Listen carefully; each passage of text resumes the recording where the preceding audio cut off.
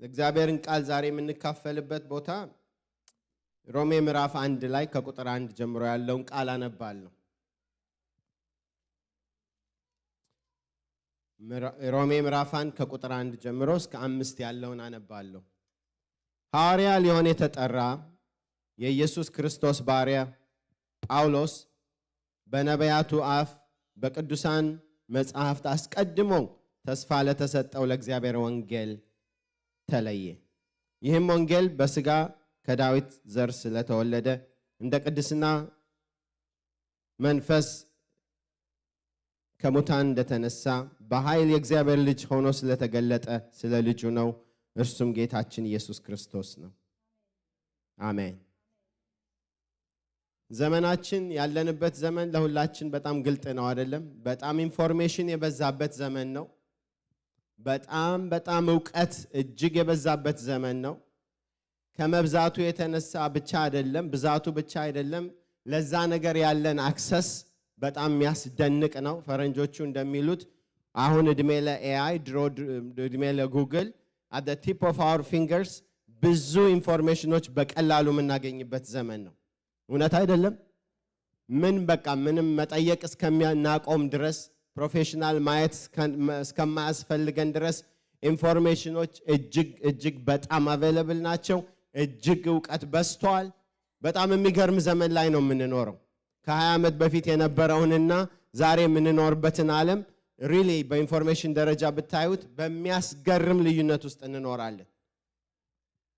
እንግዲህ ይሄ ነገር የሚጠቅምም ነው የሚጎዳም ነው። እኔ ደግሞ ስጋት አለኝ። ለምን ይሄንን አመጣ ቤተክርስቲያን መድረክ ላይ ቆመ እንዳትሉኝ። የእግዚአብሔር የሆነውን ነገር መጽሐፍ ቅዱሳዊ የሆነውን ነገር ስብከት የሆነውን ነገር የእግዚአብሔርን ቃል ትንታኔ የሆነውንም ነገር እንዲሁ በብዛት ስልካችን ላይ እናገኛለን። እኔ ስጋት አለኝ። ምናልባት መርጠን ካልሰማን፣ ምናልባት ከማን እንደምንሰማ ካልተጠነቀቅን፣ ምናልባት የምንሰማው ነገር በውስጣችን በቅሎ የምንሰማው ነገር በውስጣችን አድጎ ድሮ እግዚአብሔር ከጠራን ከዋናው ዓላማ ከተጠራንበት ወንጌል ዘነፍ ብለን ይሆን ብዬ ስጋት አለኝ። ወይም በውስጣችን ያለው እውነት ከዘመናት በኋላ ብዙ ከመስማታችን የተነሳ ደብዝዞ ይሆን ብዬ ስጋት አለኝ።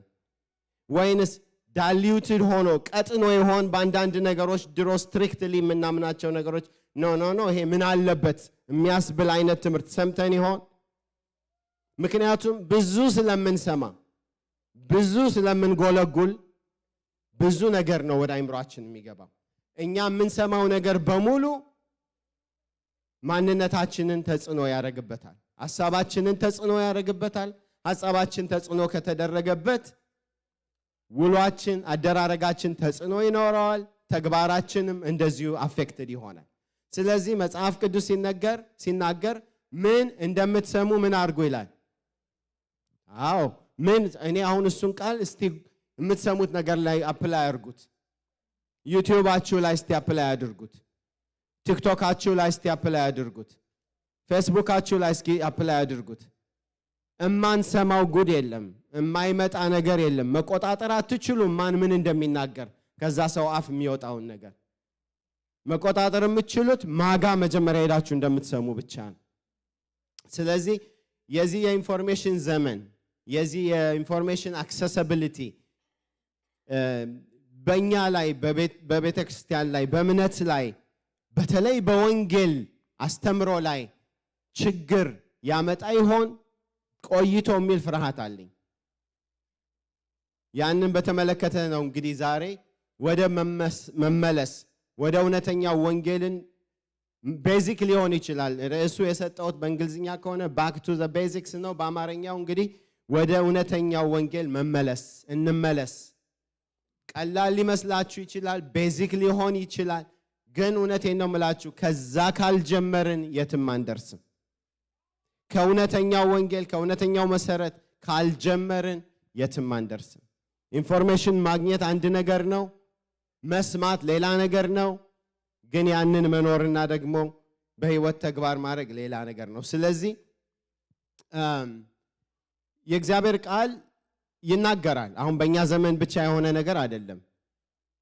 ከሰማነው ወንጌል ሰዎች ዘወር የሚያደርጉ ትምህርት እንደሚያመጡ መጽሐፍ ቅዱስ ይናገራል። እኛም በዘመናችን የምናየው ነው። ብዙ አይነት ወንጌሎች ሰምተናል አይደል እንዴ? ፕሮስፔሪቲ የሚባል አለ፣ ወርድ ኦፍ ፌዝ የሚባል አለ፣ እንደዚህ የሚባል አለ፣ እንደዛ የሚባል አለ። በጣም ብዙ አይነት ወንጌል፣ የተጣመመ ወንጌል አለ። መጽሐፍ ቅዱስ ሲናገር ሁለተኛ ጢሞቴዎስ ምዕራፍ 3 ከቁጥር 13 እስከ 15 ያለ ቃል ማውጣት ከቻላችሁ ሁለተኛ ጢሞቴዎስ ምዕራፍ 3 ከቁጥር 13 እስከ ቁጥር 15 ስለ እንደዚህ አይነት አስተማሪዎች፣ ስለ እንደዚህ አይነት ሰዎች ይናገራል። ሁለተኛ ጢሞቴዎስ ምዕራፍ 3 ከቁጥር 13 እስከ 15 እንደዚህ ይላል። ነገር ግን ክፉዎች ሰዎችና አታላዮች እያሳቱና እየሳቱ በክፋት እየባሱ ይሄዳሉ ይላል። ምንድነው የሚለው? እንደዚህ አይነት ክፉ ሰዎች አሉ። ራሳቸው የሳቱ ናቸው። ሌላውንም ደግሞ ለማሳት ይሄዳሉ። እንደዛ እያደረጉ ደግሞ በክፋታቸው እየባሱ ነው የሚሄዱት። ያን ጊዜ በነ ጳውሎስ ጊዜም የነበረ ነገር ነው ይሄ እና ጢሞቴዎስን በጣም ይመክረዋል። ጢሞቴዎስ እንደምታውቁት የጳውሎስ መንፈሳዊ ልጁ ነው። ልጄ ነው የሚለው እና ምን ይለዋል? አንተ ግን ይለዋል። አሉ ሰዎች ሚዲያውን ያጣበቡ አሉ ሰዎች ብዙ የሚያስተምሩ ተሳስተው የሚያሳስቱ በክፋት እየጨመሩ የሚሄዱ ወንጌልን የሚያጣምሙ አሉ ሰዎች። አሁን መፍትሄውን ይነግረዋል። አንተ ግን በተማርክበትና በተረዳህባት ነገር ምን አርግ ይለዋል? ጸንተህ ኑር። እስኪ አሜን። አንተ ግን በሉ እስኪ። አዎ አንተ ግን በሰማኸውና በተማርከው በተረዳኸው እውነት ጸንተህ ኑር። ቀጥሎ ምን ይለዋል? ከማን እንደተማርከው ታውቃለህ። ክብር ለጌታ ይሁን። እኔ እንዲህ ይላለሁ አንዳንድ ጊዜ በጣም ሁል ጊዜ መስማት ስለምንፈልግ ብቻ ነው የምንሰማው። እንደው ቆም ብለን እስቲ አዲስ ኢንፎርሜሽን ይቅርብኝ በማውቀው እስኪ ልኖር ብንል የምናውቀው አነሰ እንዴ? እስከ ዛሬ የሰማ ነው። አንዳንዶቻችን 30 ዓመት ኖረናል፣ 20 ዓመት፣ 10 ዓመት፣ 15 ዓመት ብዙ ተሰብኮልናል። የእግዚአብሔር ቃል ሰምተናል፣ አውቀናል። እስኪ በሰማሁት ልኖር ክርስትናን፣ እስኪ በማውቀው ልኖር።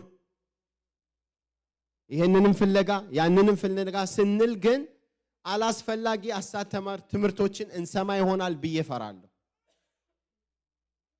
የእግዚአብሔርን ቃል የሚሸቃቅጡ ነገር ጋር ልንሰማ እንችላለን ብዬ ፈራለሁ። ከጀመርንበት እውነተኛ ወንጌል የወጣ መጽሐፍ ቅዱስ እንደሚል ልዩ ወንጌል በነ ጳውሎስ ዘመንም ነበረ፣ በእኛ ዘመንም አለ። አንዳንድ ጊዜ it will be too late እንዲህ ነው እንደ ነገሩ እስክንል ድረስ አንዳንዶች ምክንያቱም የኢየሱስ ስም በመሃል ይጣል ይደረጋል። የእግዚአብሔር ስም በመሃል ትንሽ ጣል ይደረጋል። አንዳንዶቹ አያረጉም።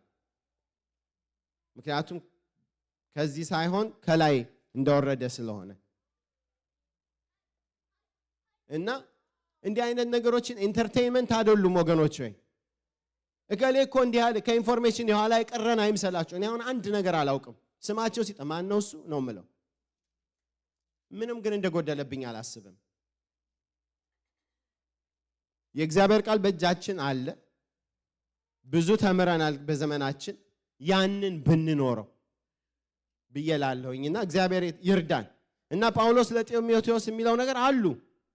ሾልከው የገቡ ሰዎች አሉ፣ ስተው የሚያስቱ ሰዎች አሉ፣ ክፋታቸው እየጨመረ የሚሄድ ብዙ ሰዎች አሉ።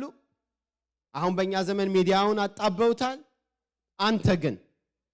አንተ ግን በተማርከው በተረዳኸው ጸንተህ ኑር። ከማን እንደተማርከው ታውቀዋለህና። ያው ከማን እንደምንሰማ ማወቅ ውሳኔ ነው አይደል እንዴ? ዩቲዩባችሁን ስትከፍቱ ማንን እንደምትሰሙ የማን ውሳኔ ነው? የማን ውሳኔ ነው? የእያንዳንዳችን ውሳኔ ነው። በሰማችሁት ነገር ኢንፍሉዌንስድ መሆናችሁ አይቀሬ ነው። ምክንያቱም እምነት እንኳን የምናገኘው በምንሰማው ነው አይደለ እንዴ? እምነት ከመስማት ነው። መስማት ምንድነው? ከእግዚአብሔር ቃል ነው። እውነተኛውን የእግዚአብሔር ቃል ከሰማን እምነት እናገኛለን። አሳቾችን ከሰማን ከእውነቱ ደግሞ ፈቀቅ ያደርጉናል ወይ እውነቱን ያቀጥኑብናል በውስጣችን። ስለዚህ ምን እንደምንሰማ እኛ ውሳኔ ማድረግ አለብን። የማንም ሐሳብ ማራገፊያ መሆን የለብንም፣ ወደብ መሆን የለብንም። ስጋት ስላለኝ ነው ይሄን የምናገረው። የተማርነውን በደንብ የዳንበትን እውነት ወንጌልን እንኖር። እውነት ነው። በየጊዜው ኮንቲኒየስሊ መማር አለብን፣ ማደግ አለብን። እስከ መጨረሻው ድረስ ገና በማደግ ላይ እንደምንኖር ይሄ ታወቀና ወደፊትም አብረን የምናየው ቃል አለ። ግን መርጠን እንስማ፣ መርጠን እንገልገል። ቤተክርስቲያናችን ውስጥ የሚነገረው ኮንትሮልድ ነው። ዩቲዩባችን ላይ የምናየው ግን ከናንተ ከእያንዳንዳችን በስተቀር ማንም ኮንትሮል አያደርገው። ስለዚህ ለህሊናችን እንጠንቀቅ፣ ለቃሉ እንጠንቀቅ፣ ቼክ እናድርግ ማንን እንደምንሰማ። አንዳንድ ትምህርቶች ቀበቷችንን የሚያላሉ እንዳይሆኑ፣ እምነታችንን የሚያላሉ እንዳይሆኑ፣ የዳንበትን ወንጌል ዳሊዩት የሚያደርጉ እንዳይሆኑ። ቀስ በቀስ ውሃ ሲወስድ እንዴት ነው? ቀስ በቀስ እያደረገ ከእግዚአብሔር እውነት ፈቀቅ እንዳያደርጉን ይህንን ጥንቃቄ እንድናደርግ አስባለሁ። እንዳልኳችሁ በእኛ ዘመን ብቻ አይደለም ልዩ ወንጌል የመጣው። ጳውሎስ ይሄ ነገር ገጥሞታል። ጳውሎስ ገላትያ የምትባለውን ቤተክርስቲያን አገልግሏል፣ ተክሏል፣ ብዙ ነገር አስተምሯቸዋል። ኢየሱስ ክርስቶስ በፊታቸው እንደተሰቀለ ሆኖ ተስሎ ጌታን እየወደዱ ጌታን እያመለኩ እንደኛ እጃቸውን ዘርግተው እየዘመሩ ሃሌሉያ እያሉ እግዚአብሔርን እያመሰገኑ እየወደዱ የሚኖሩ ሰዎች ነበሩ። እሱ ትንሽ ዘወር ብሎ ሌላ ቦታ ደግሞ ሄዶ አገልግሎ ሲሰማ እነሱ ሌላ ቦታ ተገኙ። እስኪ እናንብበው ገላትያ ምዕራፍ 1 ከቁጥር 6 እስከ 9 ያለው።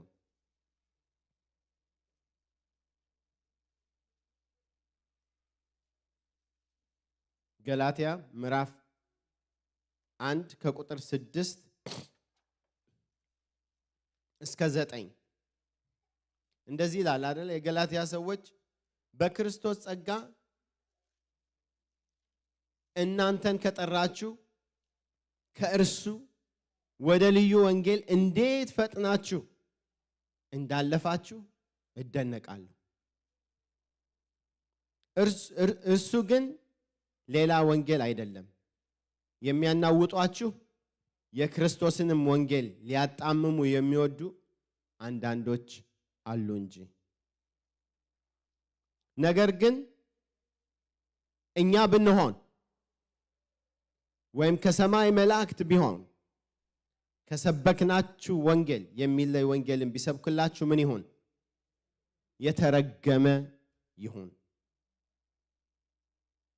እዛው ገላትያ ምዕራፍ 2 ከቁጥር 4 እስከ 5 ላይ እዛው ያለን ላንብብላችሁ። ምን ይላል? ምዕራፍ 2 ከቁጥር 4 እስከ 5 በክርስቶስ ኢየሱስ ያለንን አርነታችንን ይሰልሉ ዘንድ ሾልከው በስውር ስለገቡ ስለ ሐሰተኞች ወንድሞች ነበር ይላል። እንግዲህ ይኸውላችሁ በክርስቶስ ያለንን አርነት ሊሰልሉ ሾልከው የገቡ ወንድሞች አሉ። አሁን እኛ እዚህ ላና የኛ ችግሩ ምንድነው? አሁን ዘመናችን ነው ችግሩ። ኦንላይን ላይ ነው። ማንን ነው የምትቆጣጠሩት? የቱን ነው የምትቆጣጠሩት? እኛ ራሳችን ወስነን የምንሰማውን ካልሰማን ከማን እንድንማር ካልመረጥን ወገኖቼ ከዚህ ችግር አናመልጥ። በዛ ዘመን የነበሩት ሾልከው የሚገቡ ወንድሞች ነው ያላቸው አሉ። አሁንም እንደዛ አይነት ነገር የሚያስተምሩና ጳውሎስ እጅግ በጣም ተገረመ። አብራችሁን ስታመልኩ የነበራችሁ፣ ጌታ ጌታ ስትሉ የነበራችሁ፣ ስታገለግሉ የነበራችሁ አሁን ከመቼው ነው ፈጥናችሁ? እኔ በጣም እደነቃለሁ ይላቸዋል። በጣም እደነቃለሁ። ፈጥናችሁ ወደ ሌላ ልዩ ወንጌል ሄዳችኋል። ወደ ሌላ ልዩ ወንጌል ሄዳችሁ እንዴት አድርጋችሁ እንደሄዳችሁ ፈጥናችሁ እንደተመለሳችሁ እኔ በጣም እደነቃለሁ። እና ፈጥነው ዘወር አሉ። በቃ ስለዚህ በዚያ ዘመን እና ግን ሲሪየስ መሆኑን የምታዩት ጳውሎስ በጣም ሲሪየስ ነገር እንደሆነ የምታዩት ይውላችሁ አለ እኔ በሆን አለ ተመልሼ እኔ ራሴ መጥቼ በነግራችሁ አለ ወይም ደግሞ ሚካኤል ገብርኤል ሌላ ማንኛውም መልአክ መጥቶ መጀመሪያ ከነገርናችሁ አይነት ወንጌል ሌላ አይነት ልዩ ወንጌል ቢነግራችሁ እሱ ምን ይሆን አለ እሱ የተረገመ ይሆን አለ በጣም ሲሪየስ እንደሆነ አያችሁ ሚካኤል ራሱ ገብርኤል ራሱ መጥቶ ቢነግራችሁ ወንጌል ምን እንደሆነ እናያለን እሺ እውነተኛው ወንጌል ወደሱ እየሄድኩኝ ነው አሁን ይሄ ፌኩን ነው ምነግራችሁ ያለው ግን ገብርኤል ራሱ ሚካኤል ራሱ መጥቶ ቢነግሯችሁ እንዳትቀበሉ እሱ ራሱ የተረገመ ይሁን ለምን ወንጌል ቀላል ነገር ሲሪየስ ጉዳይ ነው ወንጌል በጣም ሲሪየስ ነገር ነው አሁን እንደምናየው የሆይ ሆይታ ነገር አይደለም ዝም ብለን ተገናኝተን እንደ ማህበር ቀድሰነው የምንሄደው ነገር አይደለም ሲሪየስ ነገር ነው የዓለምን ታሪክ የቀየረ ነገር ነው የእያንዳንዳችንን ዴስቲኒ የቀየረ ነገር ነው የዘላለም መዳረሻችንን የቀየረ ነገር ነው ኢንሳይድ አውት ሰውን የሚለውጥ ነገር ነው የኃጢአትን ቀንበር የሰበረ ነገር ነው የዲያብሎስን መንጋጋ ሰብሮ እኛን ሰዎችን የሚያስመልጥ ነገር ነው አሜን አሜን ኢየሱስ ጌታ ነው ወንጌል ያድናል ኢየሱስ ያድናል ስለዚህ ወንጌል ላይ ምንም አንጨምርም ስለዚህ ወንጌልን የሚያጣሙትን አንቀበልም ስለዚህ ልዩ ወንጌሎችን ዲሰርን እናረጋለን እንጠነቀቃለን አንተ ግን በሰማኸው በተማርከው ጸንተህ ኑር አንቺ ግን በሰማሽው በተማርሽው ጸንተሽ ኑሪ ከማን እንደተማርከው ታውቃለህ አሁንም ከማንም እንዳንማር የማንም ወደብ እንዳንሆን የማንም ሐሳብ ማራገፊያ እንዳንሆን የማንም ጠማማ ወንጌል ማራገፊያ እንዳንሆን ባካችሁ እንጠንቀቅ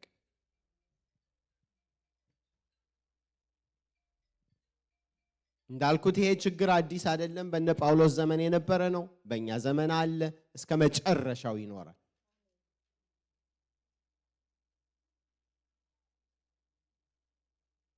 አንዳንዶቹ ስራዬ ብለው ነው ወንጌልን የሚያጣምሙት ምክንያቱም እንደዛ ነው ያለው አይደል ሾልከው ገብተው እኛ በክርስቶስ ያለንን አርነት ሊሰልሉ ገብተው ያንን ሊቀሙን አርነታችንን ለምን ለራሳቸው ጥቅም ለገንዘብ መበልጸጊያቸው ለኑሮ ማሳኪያቸው ለኪሳቸውና ለአካውንታቸው ማደለቢያ ስለሌላ ስለምንም ወንጌል አይሸቀጥም አሜን ነው ወንጌልን መሸቃቀጫ ሲያረጉት ወንጌልን ውሃና ዘይት እየሸጡ ሲነግዱበት እኛ ዝም ማለትም የለብንም ወንጌል ወርዷል እንደዛ ሲሆን እንትኑን ስቷል ወንጌል እኮ ልንመጣበት ነው ወደሱ ወንጌል እኮ ሲሪየስ ነገር ነው ወንጌል እኮ የእግዚአብሔር ነው ወንጌል እኮ እግዚአብሔርና ሰው የታረቀበት አንድና ዋነኛ መንገድ ነው ብቸኛ መንገድ ነው እና በእኛ ዘመን ይሄ የብልጽግና ወንጌል በሉት ሐሳብን ምድራዊ ሐሳብን ኑሮን ማሳኪያ ወንጌልን መክበሪያ እውነቴን ነው የምላችሁ እግዚአብሔር ይባርካል እግዚአብሔር ጎተራን ይሞላል እግዚአብሔር የበረከታችን ምንጭ ነው ምንም ጥያቄ የለውም ካለ እግዚአብሔር የበላ ደስ ብሎ ተድላን የቀመሰ ማንም የለም ግን ወንጌልን መሸቀጫ አርቀው ለሚደልቡ ወዮላቸው ግን ወንጌልን መሸቃቀጫ አድርገው ሀብት ለሚያደልቡ ወዮላቸው እግዚአብሔር የፍርድ ቀን አለው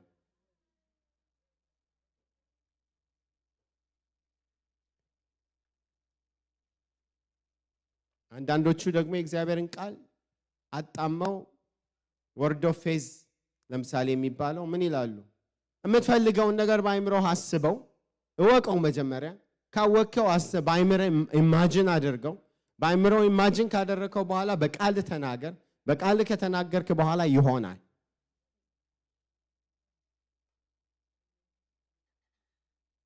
ትንንሽ እግዚአብሔሮች ትንንሽ ክርስቶሶች ነን ነው የሚሉት አሁንም ኤክስትሪም ወስደውት ነው እንጂ እግዚአብሔር በእምነት በትህትና በፍርሃት እንደ ቃሉ የምንለምነውን ይሰጠናል። አሜን። ከእግዚአብሔር ነው የሚያጣሉን ወስደው መጨረሻ በጣም ኤክስትሪም ሲወስዱት። ግን እናምናለን እኛ እግዚአብሔርን ብንለምነው እንደሚፈውሰን። እናምናለን እኛ እግዚአብሔር ብንለምነው ከችግር እንደሚያወጣን። እናምናለን እኛ እግዚአብሔር ብንጠይቀው በትህትና ብንለምነው እሺ ብትሉ ብትታዘዙ የምድርን በረከት ምን ታደርጋላችሁ? ትበላላችሁ። እግዚአብሔር እንደሚባርክ እናውቃለን። ግን ትንንሽ እግዚአብሔሮች ነን ብለን ደግሞ ቃላችን የመፍጠር ቃል አለው ኃይል አለው ብለን ከሚሉት ራሳችንን እንጠብቅ። እንግዲህ ይህን ሁሉ ያልኳችሁ ፌክ የሆነውን እንድታስቡ ብዬ ነው። ግን ባንኮች ምን ያደርጋሉ? የባንክ ቴለሮችን ሲያሰለጥኑ ፌክ የሆነ እያመጡ አያሰለጥኗቸው። የሚያሰለጥኗቸው እውነተኛ የሆነውን ኦሪጂናል ዶላር አምጥተው ያሳዩአቸውና እሱን ነው ደጋግመው የሚያሳያቸው። ደጋግሞ እውነተኛውን ያየ ሰው ፌክ የሆነ ነገር ሲመጣ ማለት ይጀምራል። እማቀውን አይመስልም ይላል አይደል? እነሱ የሰለጠኑት በእውነተኛው ዶላር ነውና ፌክ የሆነ ይሄ ላውንደርድ የሆነ የተበላሸ ዶላር አምጥተው ይሰጧቸው ያዩትና ያ ማቀውን ኖርማሉን አይመስልም ብለው ነው በእንትናቸው ቼክ የሚያደርጉት። እና ወደ ዋናው ልውሰዳችሁ፣ ወደ ኦሪጂናሉ እንሂድ። ጌታ ስሙ የተባረከ ይሁን። ጌታ ስሙ የተባረከ ይሁን። ስለ ወንጌል እግዚአብሔር የተመሰገነ ይሁን። ኦ ሃሌሉያ። ወደ ዳንበት ወንጌል እንሄዳለን። አሁን ወደ እውነተኛው ወንጌል እግዚአብሔር ስሙ የተባረከ ይሁን። እና ጳውሎስ እዚህ ጋር ሮሜ 1 ምዕራፍ 1 ከቁጥር 1 እስከ 5 ያነበብኩላችሁ ነገር ላይ ቃል ላይ እንደዚህ ይላል። ሐዋርያ ሊሆን የተጠራ የኢየሱስ ክርስቶስ ባሪያ ጳውሎስ በነቢያቱ አፍ ቅዱሳን መጻሕፍት አስቀድሞ ተስፋ ለሰጠው ለእግዚአብሔር ወንጌል ተለየ። ሃሌሉያ ሃሌሉያ። ይሄ ወንጌል በስጋ ከዳዊት ዘር ሆኖ ስለተገለጠ፣ ይሄ ወንጌል በቅዱስ መንፈስ መነሳት ከሞት ስለተነሳ፣ ይሄ ወንጌል በኃይል የእግዚአብሔር ልጅ ሆኖ ስለተገለጠ ስለ ልጁ ነው። እሱም ጌታችን ኢየሱስ ክርስቶስ ነው። ክብር ለስሙ ይሁን። ሃሌሉያ ሃሌሉያ። የእግዚአብሔር ልጅ ስሙ የተባረከ ይሁን። እዚህ ላይ እንደምታዩት ጳውሎስ ወንጌል ባለቤት አለው ብሎ ይጀምራል። ሰምታችኋል ምን እንዳለ? ሐዋርያ ሊሆን የተጠራ የኢየሱስ ክርስቶስ ባሪያ ጳውሎስ በነቢያቱ አፍ ድሮ የተነገረለትን ተስፋ የሰጠለትን ለማን ወንጌል ተለየ ነው የሚለው? ለእግዚአብሔር ወንጌል ተለየ። ወንጌል የእግዚአብሔር ነው። ባለቤትነቱ የእግዚአብሔር ነው። የሐሳቡ ምንጭ የመነሻው እግዚአብሔር ራሱ ነው። ለዚህ ነው መቀለድ የማንችለው። ለዚህ ነው መልአክ መጥቶ ማጣመም የማይችለው። ለዚህ ነው ሰዎች ብልጣብልጥ ሰዎች ሲያጣምሙት ዝም ማለት የሌለብን። ወንጌል የእግዚአብሔር ነው። ክብር ለጌታ ይሁን።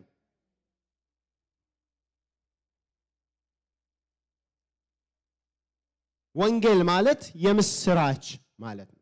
የምስራች ቃል ነው። it's a good news እና የእግዚአብሔር good news ነው ለሕዝብ፣ ለሰው፣ ለዓለም። ክብር ለጌታ ይሁን። እንደምታውቁት ሰው በእግዚአብሔርና በሰው መካከል የነበረውን የኃጢአት ልዩነት፣ የጥል ግድግዳ እግዚአብሔር ከሰው ከእግዚአብሔር የተለየበት በኃጢአት ምክንያት ብዙ እንደነበር ታውቃላችሁ። እና ያንን የመዳንን የምስራች የመዳንን የእርቅ የምስራች ነው ወንጌል ኢየሱስ ክርስቶስን የላከው። ጌታ የተባረከ ይሁን። የዓለምን ታሪክ የቀየረ ነው። የእያንዳንዳችንን መጨረሻ ያሳመረ ነው። ምትክ የማይገኝለት አንድ እውነተኛ እውነት ነው ወንጌል። ክብር ለስሙ ይሁን። ይህንን የሚያጣምሙትን ዝም ልንል አንችልም። ክብር ለጌታ ይሁን። እና ኢየሱስ ክርስቶስ ጌታ ነው። ጳውሎስ ስለ ራሱ መጀመሪያ ሲናገር አይታችኋል። እዚህ ላይ ትንሽ እንቆያለን። ጳውሎስ መጀመሪያ ምን ይላል? የክርስቶስ ባሪያ። አሜን። ክብር ለጌታ ይሁን። ባሪያ ታውቃላችሁ? በዚህ ዘመን ባሪያ የለም። ባሪያ ድሮ ዘመን ግን ጌታዎች ይገዟቸውና ማንነታቸውን ሊትራሊ ይሰልቧቸዋል። ፈቃድ የላቸውም፣ ኑሮ የላቸውም የራሳቸው። እኔም ማቀው ስሙን እንኳን በጌቶቹ ምክንያት የቀየረ ሰው አውቃለሁ። እዛ ድረስ ነበርኩኝ እንዳትሉኝ፣ በእውነት ግን አውቃለሁ። እና ባሪያ ምንም በቃ የራሱ መብት የሌለው እንደ ጌታው እንዳዛዡ የሚኖር እንዳዛዡ ፈቃድ የሚኖር እንደሆነ እናውቃለን። እና ጳውሎስ ምን ይላል? እኔ የጌታ ባሪያ ነኝ ይላል። ክብር ለጌታ ይሁን። ወንጌል የነካው ሰው ትሁት ነው የሚሆነው። አሜን። ወንጌል የነካው ሰው ትሁት ነው የሚሆነው። ትህትናችን ወንጌል እንደነካን የሚናገር አንድ ምልክታችን ነው። ትህትናችን አንድ ወንጌል በእኛ ውስጥ ስራ እንደሰራ የሚያሳይበት መታወቂያችን ነው። እግዚአብሔር ትህትናን ወደ ቤተ ክርስቲያን ይመልስ።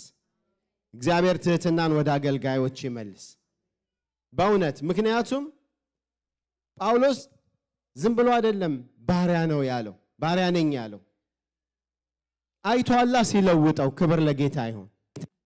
አይቷላ ሲደርስለት። ጳውሎስ ትዝ ይላችኋል የሐዋርያት ሥራ ምዕራፍ 9ን ስታነቡ እንዴት ነበር ጳውሎስ? ድሮ እኮ ዋና ሃይማኖተኛ ነበረ፣ ለሃይማኖቱ ቀናኢ ነበረ።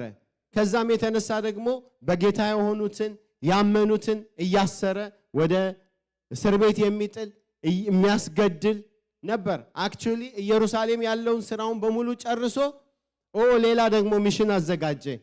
እሄዳለሁ ወደ ደማስቆስ፣ አገኛቸዋለሁ፣ አስራቸዋለሁ። ወረቀት እንዳውም ይገርማቸዋል። ሊቀ ካህናቱ አይደለም እንትን ያለው ራሱ ሄዶ ምን አረገ ነው የሚለው? ለመነ ነው የሚለው። ሊቀ ካህናቱን ለመነው፣ ባክ ወረቀት ስጠኝ፣ ደማስቆስ ሄጄ እነዚህን ጴንጤዎች እነኚህን የክርስቶስ ተከታዮች እያሰርኩኝ ወደ እስር ቤት እንዳስገባ እንዲገደሉ ለማድረግ ወረቀት ራሱ ለምኖ ሚሽን ይዞ መንገድ ላይ ያለ ነው ወንጌል ያገኘው። ክብር ለጌታ ይሁን። እስኪ አሜን። ያገኘን እግዚአብሔር ስሙ ይባረክ። በየመንገድ ላይ ያገኘን እግዚአብሔር ስሙ ይባረክ። ጳውሎስ ሌላ ቦታ ሲናገር በእኔ ሁኔታ፣ ገላትያ ውስጥ ነው፣ በእኔ ሁኔታ ልጁን በገለጠ ጊዜ በቃ እኔ ከስጋና ከደም ጋር ምን አላረኩም ማለት አልተማከርኩም። በቃ እሱ በእኔ ሁኔታ በነበርኩበት ሁኔታ ውስጥ ራሱን ገለጠ። እግዚአብሔር ሊገልጥ ወደደ። አረ እግዚአብሔር ይመስገን። እስክንጸዳ ድረስ ቢጠብቀን መቼ ነበር የምንገናኘው ከእግዚአብሔር ጋር? ቁልጭ ብለን እስክንወለወል ቢጠብቀን እግዚአብሔር መቼ ነበር የምንገናኘው? መቼም አንገናኝም ነበር። በእያንዳንዳችን ሁኔታ ራሱን የገለጠ የእግዚአብሔር ልጅ ኢየሱስ ክርስቶስ ለዘላለም ስሙ የተባረከ ይሆን። አሜን። ስሙ ይባረክ። እንደ ዋዛ አናየው። ያዳነንን የለወጠንን ከነበርንበት ሁኔታ መጥቶ ሳይጸየፍ ያነሳንን በደም ተለውሰሽ ሳለሽ አየውሻል፣ አገኘውሻል አይደል? ተጠነቀቅኩልሽ። ልክ በቃ ትልቅ ዶሮ ወይም ክንፏን ንስር ልጆቿን እንደምትንከባከብ አድርጌ ተንከባከብኩሽ፣ አደረስኩሽ። ክብር ለጌታ ይሁን። እና ወንጌል ይሄ ነው ስራው። ጳውሎስን ወንጌል አግኝቶታል። እሱና ሌሎች ሰዎች አብረው እየሄዱ የሚያስደንቅ ብርሃን በላዩ ላይ በራ። ክብር ለጌታ ይሁን። ሌሎቹ አላዩም፣ ሌሎቹ አልሰሙም። እሱና ጌታ ግን ተገናኙ። እሱና ወንጌል ግን ተገናኙ። አካባቢያችን ያሉ ሰዎች ሳያውቁ እግዚአብሔር በግል ያገኘናል። እስኪ አሜን። ይሄ ወንጌል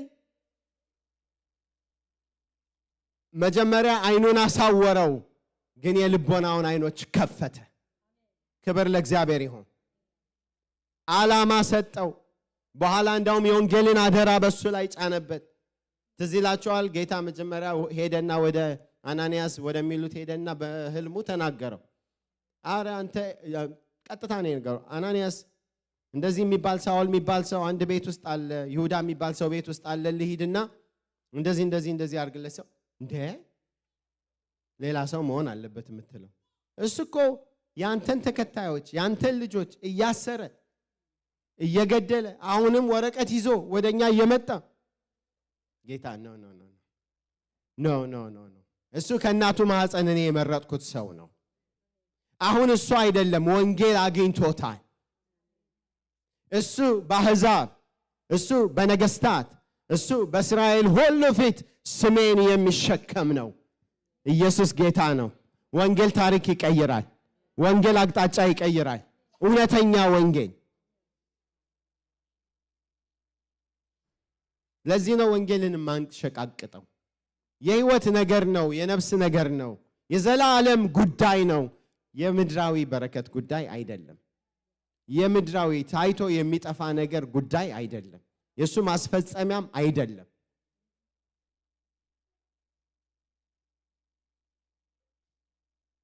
እንዲህ ስለሆነ ወንጌል ወደ ቤቱ የገባው በጣም ትሁት ነው። እኔ የክርስቶስ ባሪያ ነኝ። እኔ የክርስቶስ አገልጋይ ነኝ። እኔ የኔ የምለው ፈቃድ የለኝም። የኔ ፈቃድ በጌታ ለኢየሱስ ፈቃድ መኖር ነው። ክብር ለስሙ ይሁን። ኮምፕሊት ሰሬንደር። ቅድም እንዳልኳችሁ ፈቃዱን ትቷል፣ ሐሳቡን ትቷል። እኔ በማቀው ደግሞ አንዳንዶቹ ስማቸውን ሁሉ ትተዋል። እኔ አንድ ማቀው ሰው ነበርና ዋና ስሙ ደሳለኝ ነው፣ ግን ኮታንኮት አሁን በዚህ ዘመን ፖለቲካሊ ኮሬክት ላልሆን ስለምችል ያኔ ባሪያ የሚባል ነው እና ግን ደሳለኝ ተብሎ አይጠራም እና ስሙ አይስጠውራት ነው የሚባለው። አይስጠው ራት እና እንደዛ ተብሎ ሲጠራ እሱ ምን ብሎ ይመልሳል መሰላችሁ? የጌታውን ስም ይጠራና ስማቸውን ላለመጥራት ነው የእሳቸውን ጠላት ብሎ ይመልሳል።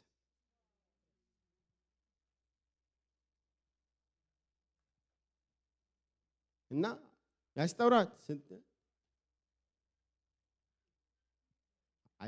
የእሳቸውን ስም ይጠራና አይስጠውራት የእሳቸውን ጠላት ብሎ ይመልሳል። በቃ ይሄ ነው ስራው።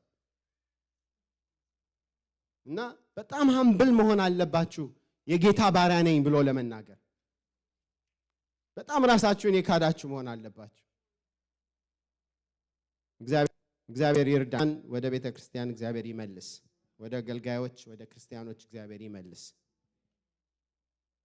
ሌላው ጳውሎስ እዚህ ጋር የሚናገረው ነገር ምንድነው? ወንጌል አንዳንድ ቦታ አንዳንድ ሰዎች አንዳንድ አብያተ ክርስቲያናት ወይም የእምነት ተቋማት እንደሚናገሩት ወንጌል መጤ አይደለም።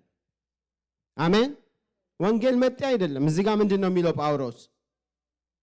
ሐዋርያ ሊሆን የተጠራ የኢየሱስ ክርስቶስ ባሪያ ጳውሎስ በነቢያቱ አፍ በቅዱሳን መጻሕፍት አስቀድሞ ተስፋ ለሰጠው ለእግዚአብሔር ወንጌል ተለየ።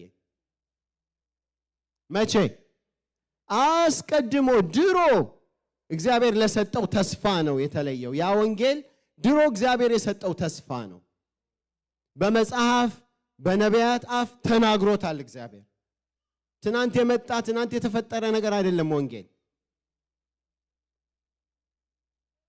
ዘፍጥረት ምዕራፍ 3 ላይ ከቁጥር 15 እስከ 16 ትዝ ይላችኋል። አዳምና ሔዋን አጥፍተው ወድቀው እግዚአብሔር መጥቶ ለሁሉም የሚገባውን ፍርድ ይፈርድ ነበር አይደለ እንዴ? አዳምን እንደዚህ ትሆናለህ፣ አንቺን እንደዚህ ትሆኛለሽ፣ እባብንም እንደዚህ ትሆናለህ ብሎ ሁሉን ነገር ነገራቸውና እባብን አንድ ነገር ብሎታል መጨረሻ ላይ በአንተና በሴቲቱ መካከል በዘርህና በዘሯ መካከል ጠላትነትን አደርጋለሁ። እሱ ራስህን ይቀጠቅጣል፣ አንተ ደግሞ ሸኮናውን ትቀጠቅጣለህ። ይሄውን እግዚአብሔር ድሮ ልክ የሰው ልጅ ሲወድቅ ከእግዚአብሔር ሲለይ የሰጠው ተስፋ ቃል ነው። ምን ማለት ነው? አንተ ትሰቅለዋለህ፣ እግሩን ትመታለህ፣ ግን እሱ ጭንቅላትህን ይቀጠቅጣል። ማን? ከሴቲቱ የሚወለደው። ገላትያ ምዕራፍ 4 ላይ ምን ይላል? ጊዜው በደረሰ ጊዜ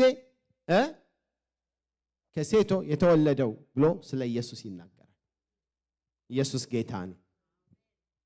እና እግዚአብሔር ድሮ ፕላን ያደረገው ያቀደው የመዳኛ መንገድ ነው ወንጌል። አዲስ ነገር አይደለም፣ መጤ ነገር አይደለም። ብዙ ሰዎች አንዳንድ ሌሎች ሰዎች እንደሚሉት ትናንት የተፈጠረ ነገር አይደለም። ዌስተርነርስ አሜሪካኖች ይዘውት ወደ ኢትዮጵያ የገባ ነገር አይደለም። ከእርዳታ መስተባበሪያ ዱቄት ጋር አብሮ የገባም እምነት አይደለም። እግዚአብሔር አስቀድሞ ድሮ ያዘጋጀው የመዳን መንገድ ነው። ለዚህ ነው መሸቃቀጥ የማንችለው። ለዚህ ነው መልአክ እንኳን ቢሆን ማጣመም የማይችለው። ስለዚህ ወደዚህ መሰረት ላይ እንድንቆም እግዚአብሔር ዛሬ ግድ ይለናል። አዲስ ነገር አይደለም። ኢሳይያስ ምዕራፍ 9 ቁጥር 6 ላይ ጊዜ ካላችሁ ብታወጡልኝ በቅርብ ካላችሁ እዛም ላይ በኢሳይያስ ጌታ ተናግሯል አስቀድሞ። ይሄ ደግሞ ብዙ ዓመት በፊት ነው። ስለዚህ ወንጌል ጌታ አስቀድሞ ተናግሮ ነበርና እንደዚህ ይላል ምዕራፍ 9 ኢሳይያስ ምዕራፍ 9 ቁጥር 6 ላይ ሕፃን ተወልዶልናልና ወንድ ልጅም ተሰጥቶናልና አለቅነት በጫንቃው ላይ ይሆናል። ስሙ ማን ነው? ድንቅ መካር፣ ኃያል አምላክ፣ የዘላለም አባት፣ የሰላም አለቃ ተብሎ ይጠራል። ከዛሬ ጀምሮ እስከ ዘላለም ድረስ አሜን።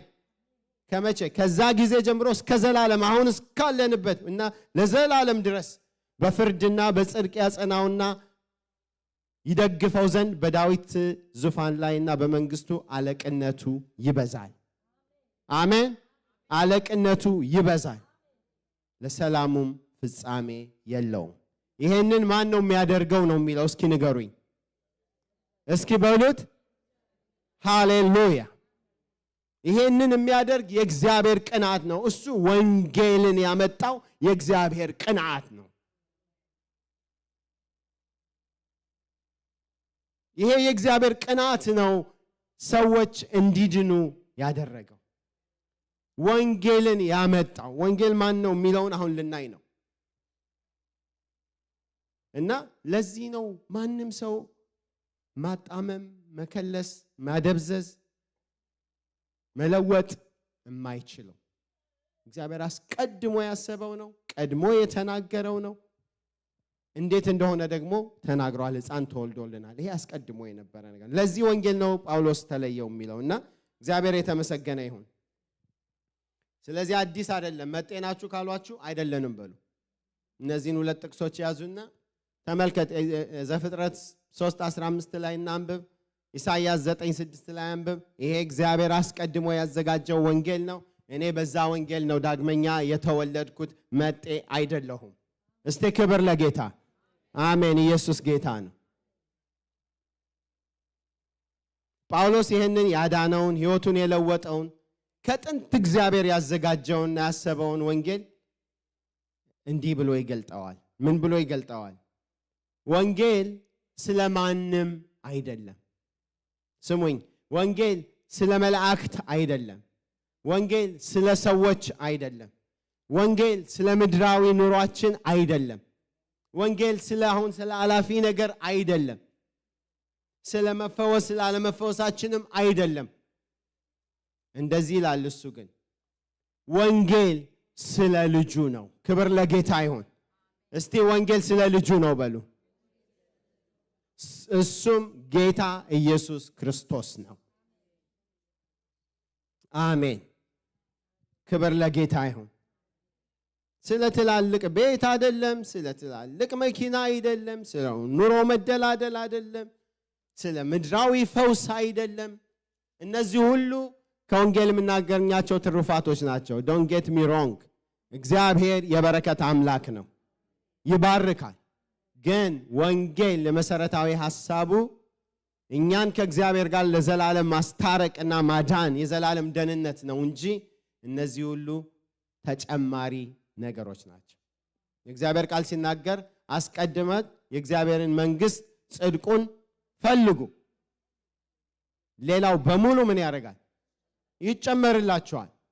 አሁን እየሆነ ያለው ግን የሳቱ የሚያስቱት ሾልከው የሚገቡት አርነታችንን ሊወስዱ የሚፈልጉት ምንድን ነው የሚሉን?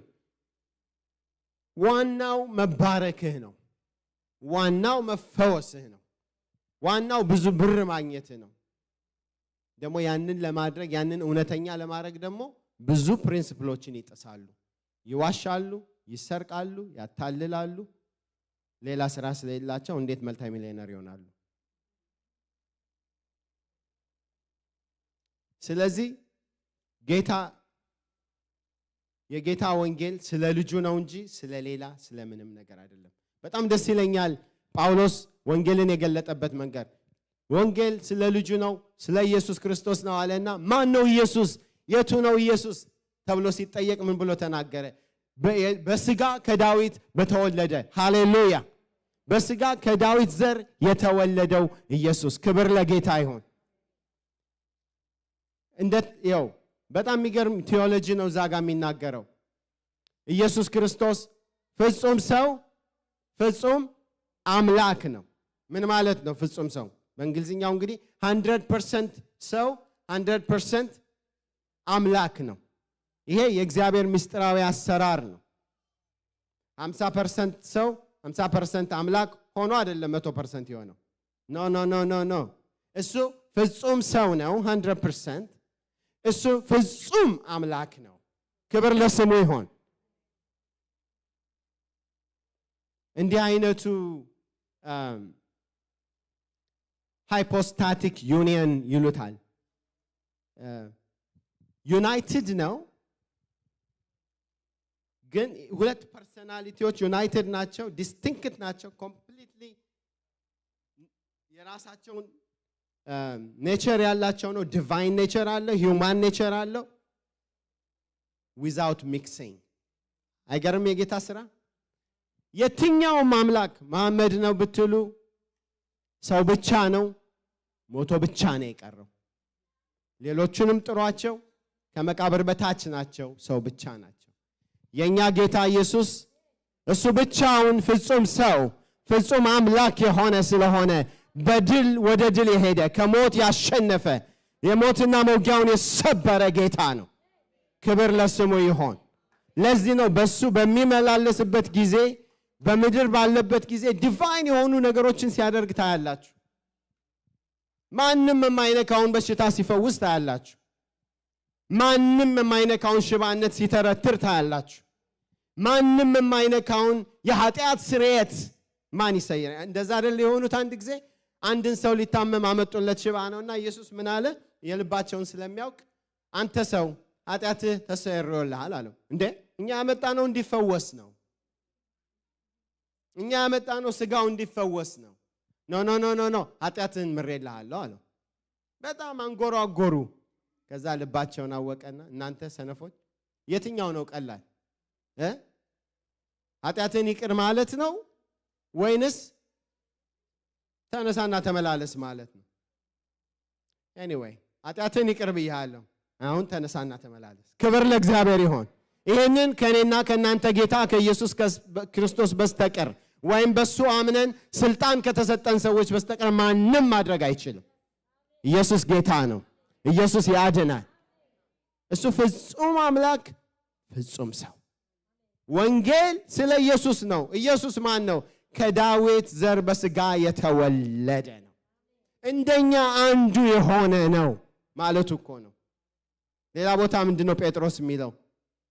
ዕብራውያን ላይ ነው እንጂ በቃ እንደኛ በመገር ሁሉ የተፈተነው ከኃጢአት በስተቀር ሊራራልን የማይችል አይደለም የኛ ሊቀ ካህን ይላል። ሰው ሆኗል። ክብር ለጌታ ይሁን። እና ያንን ነው የሚገልጽልን። ከዳዊት ዘር የሆነ ነው፣ ፍጹም ሰው ነው። እንደ ሰው እርቦታል፣ እንደ ሰው ጠምቶት ያውቃል፣ እንደ ሰው አዝኖ ያውቃል፣ እንደ ሰው አልቅሶ ያውቃል። እንደ ጌታ ደግሞ ክብር ለስሙ ይሁን። አሁን ካልኳችሁ በላይ ያደርጋል። ይሄ ነው ወንጌል። ሁለተኛ ሲገልጸው በኃይል የእግዚአብሔር ልጅ ሆኖ የተገለጠ። እስኪ አሜን። እስኪ ሁላችን በኃይል የእግዚአብሔር ልጅ ሆኖ የተገለጠ። አሜን አሜን አሜን አሜን አሜን አሜን። ታሪክ ይታይ ይመርመር፣ ከእግዚአብሔር ልጅ በቀር ጌታ አናውቅም። ታሪክ ይታያው ይመርመር፣ ከኢየሱስ በቀር ጌታ አናውቅም። ታሪክ ይታይ አሜን አሜን ይመርመር፣ ከጌታዬ በቀር ጌታ አናውቅም። ይመርመር፣ ይታይ፣ ይፈተሽ። ከኢየሱስ በቀር ጌታ የለም። የእግዚአብሔር ልጅ ሆኖ በኃይል የተገለጠ ብቸኛው የእግዚአብሔር ልጅ ኢየሱስ ነው። የሚያድነው እሱ ብቻ ነው። ወንጌል ስለ እንዲህ አይነቱ ጌታ ስለ ኢየሱስ ነው። ፍጹም አምላክ ያለ ኃጢአት መለኮታዊ ስልጣን ሙሉ በሙሉ ያለው የሰውን ዘር ሙሉ ለዘላለም የሚያድን ማንነት ያለው ደጋግሜ እዛ ጋር የምመጣው የስ ይፈውሳል ስጋንም፣ የስ ይባርካል ስጋንም፣ የስ ይደግፋል፣ ያጸናል፣ ሁሉ ነገር ያደርግልናል። ያለ እርሱ ምንም የሆነው ነገር የለም። ሁሉ ከርሱ፣ ሁሉ በርሱ፣ ሁሉ ለእርሱ ነው። ክብር ለስሙ ይሁን። ግን ትልቁ የእግዚአብሔር ፎከስ፣ ትልቁ የወንጌል ፎከስ የዘላለሙ ጉዳይ ነው። ኢየሱስን ወደ ምድር እንዲመጣ ያደረገው ሙሉ ሰው ሙሉ አምላክ ሆኖ እንዲመጣ ያደረገው ሰው ሊያረገው የማይችለው የሰውን ዘላለማዊነት የሚቀይር ነገር ማድረግ የሚችለው ኢየሱስ ስለሆነ ብቻ ነው። ክብር ለጌታ ይሁን። ሃሌሉያ። ትዝ ይላችኋል አወላለዱ ላይ እኮ ይናገራል። ገብርኤል መጣና ማርያምን ያው አበሰራት፣ ነገራት። ወንድ ልጅ ትወልጃለሽ፣ ስሙንም እሱ ዓለምን ሁሉ ከኃጢአት ያድናቸዋልና ስሙን ማን ትይዋለሽ? ኢየሱስ ትይዋለሽ። ከሰላምታውም ደንግጣ ነበር። ይሄንንም ሲላት አስደነገጣት። ቆይ እኔ ወንድ አላውቅም፣ እኔ ድንግል ነኝ፣ እንዴት ነው ይሄ የሚሆነው? በጣም ሎጂካል ጥያቄ ነው። ሃሌሉያ። ማርያምን ምን አላት ገብርኤል? መንፈስ ቅዱስ ባንቺ ላይ ይመጣል። እስኪ አሜን። የልዑል ኃይል ይጸልልሻል። ሃሌሉያ። ካንቺ የሚወለደው የእግዚአብሔር ቅዱስ ይባላል። እስኪ አሜን፣ እስኪ አሜን፣ እስኪ አሜን። ኢየሱስ ያድናል። ፍጹም አምላክ ነው። መንፈስ ቅዱስ ባንቺ ላይ ይመጣል። አትገርማችሁም? ማርያም እንዴት ይሆናል አላለችም? ከዛ በኋላ አሜን የእግዚአብሔር ባሪያ እንደ ቃልህ ይሆነልኝ። አጀንዳዬን እተዋለሁ፣ ላገባው የነበረውን ያጮኛዬንም ቢሆን ጉዳይ እተዋለሁ፣ የኔን አጀንዳ እተዋለሁ። መጣ መንፈስ ቅዱስ። ብቻ የእግዚአብሔር ሐሳብ ይሆነልኝ። የእግዚአብሔር ሐሳብ ያገኛችሁ፣ የእግዚአብሔር ሐሳብ ያገኛችሁ። መንፈስ ቅዱስ ያስቀይራችሁ። ዲቫይን የሆነ ኢንተርቬንሽን ማለት ነው የእግዚአብሔር ሐሳብ። ስለዚህ ኢየሱስ በኃይል የእግዚአብሔር ልጅ ሆኖ የተገለጠ ነው። ሁለቱን እንበል እስቲ። በስጋ ከዳዊት ዘር የተወለደ በኃይል የእግዚአብሔር ልጅ ሆኖ ስለተገለጠ።